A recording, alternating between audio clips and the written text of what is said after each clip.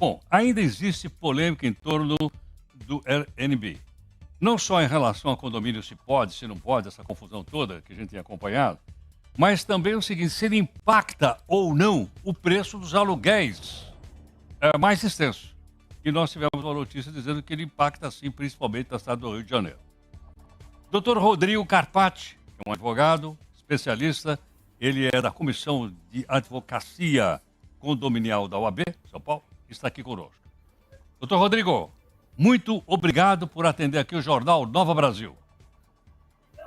Eu que agradeço, Heródoto. É sempre um prazer falar contigo e com todos os seus ouvintes. Então, primeiro passo, doutor Rodrigo, qual é o impacto que o Airbnb provoca agora nesse setor?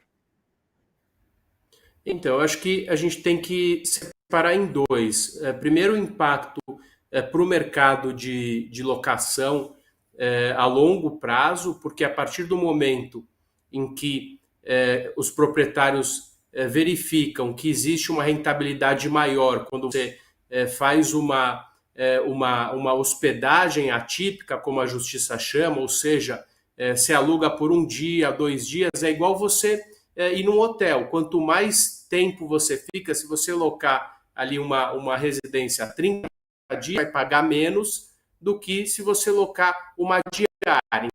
Então, por diária que loca. Então, isso ele deixa de locar uma locação tradicional prevista na lei de locações e passe a fazer uma locação atípica. Essa é uma questão que impacta nos preços, porque cada vez eu tenho menos oferta de imóveis de longa duração. Existe uma demanda grande. O Airbnb, a locação de curto espaço, ele vai privilegiar aquelas questões transitórias.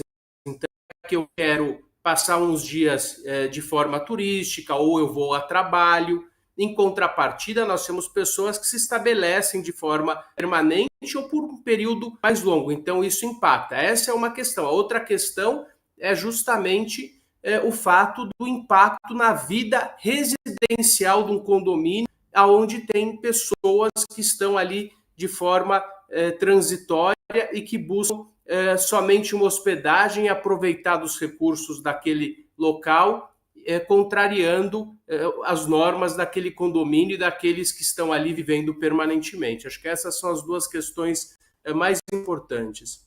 Doutor Rodrigo, mais um esclarecimento. Quando a pessoa aluga via Airbnb, ela combina o prazo? Pode ser um dia, 2 dias, 3 dias, ou pode ser 3 meses? Então, pode sim. Lembrando que o Airbnb não é a única plataforma digital possível desse tipo de locação. Nós falamos Airbnb porque é a maior empresa do setor e ela virou sinônimo de locações de curto espaço. Ele pode sim, você pode ajustar períodos maiores, eu não sei exatamente qual a limitação dele, mas o usual, a grande parte dessas transações são em espaços de tempo muito curtos, o que passa a concorrer com o setor hoteleiro. Então, ao invés da pessoa pagar para um hotel que tem uma estrutura hoteleira, ela busca uma hospedagem transitória num prédio residencial, como se ela estivesse vivendo entre aqueles moradores. Isso tem um preço menor, impacta na vida daquela comunidade e impacta diretamente na oferta de bens de mercado em função da quantidade de proprietários que têm buscado aumentar a rentabilidade. Isso tem a ver com a questão econômica do país. Então, se uma locação no passado satisfazia a necessidade da pessoa para subsistência, por exemplo, ele tinha um imóvel para alocar, a partir do momento que a gente tem uns juros mais elevados, uma inflação que atrapalha o dia a dia do brasileiro, ele vai buscar aumentar a sua rentabilidade, e essa é uma forma de aumento de rentabilidade, só que ele esquece do impacto que ele causa naquela sociedade e no setor como um todo. Rodrigo, esse fenômeno chamado, nós chamamos Airbnb, como disse, são várias plataformas, mas ficou famosa a Airbnb.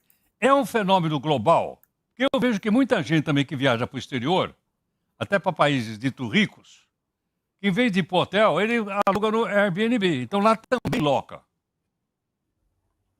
É um fenômeno global, sim, mas o que muda é a forma com que os países têm enfrentado esse fenômeno. Por exemplo, algumas cidades proíbem. Então, a forma com que a legislação local pode trabalhar, ela faz, por exemplo, em cidades como Miami, nos Estados Unidos, algumas regiões são proibidas o Airbnb. Só vai ser permitido se aquele condomínio, aquela estrutura tiver autorização. Isso funciona em outras cidades do mundo. Então, a legislação, ela precisa aprimorar, inclusive no nosso país, para deixar claro, hoje nós dependemos do entendimento dos tribunais, que já avançou muito, porque até poucos anos atrás nós tínhamos apenas o entendimento dos tribunais superiores, dos tribunais de justiça. Hoje o STJ já entrou no tema e já se manifesta, então nós temos parâmetros maiores, apesar de não termos uma lei e não termos uma padronização do que é possível e do que não é possível dentro dos condomínios, se tratando de locações de curtíssimo espaço de tempo. Perfeito. Doutor Rodrigo, muito obrigado por atender aqui o Jornal Nova Brasil. Eu que agradeço, fico sempre à disposição e uma ótima semana e continuo como seu ouvinte aí no dia a dia, Heródoto. Muito obrigado aqui em nome da nossa equipe, doutor Rodrigo Carpati, que é advogado na área de condomínios e ele é aqui da comissão aqui da OAB São Paulo.